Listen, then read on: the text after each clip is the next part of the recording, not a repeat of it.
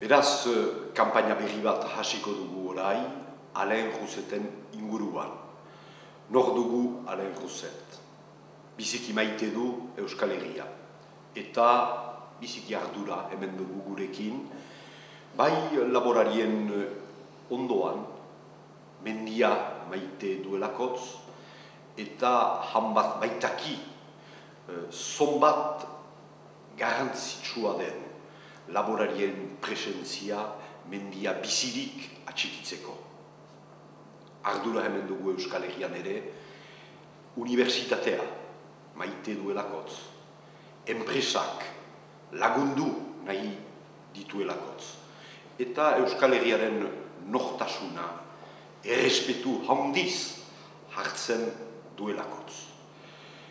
Errespetu handiz, eskuara, Euskararen erakunde publikoa, heldu den kargoan, Akitaniako kontseiluak behar luke erakunde horren presidentzia.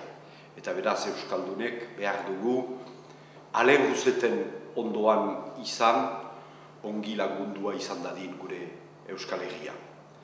Alain Roussetek maite du Euskal Herria, baitaki harremanak sakondu behar direla Euskadiko gobernuarekin eta Nafarroako gobernuarekin. Eta horri buruz, Euro-region delako bat nahi dugu muntatu eta lan handi hori heldu den 6 urtetan xutik ezarriko dugu elgarrekin Alain Rousseterekin.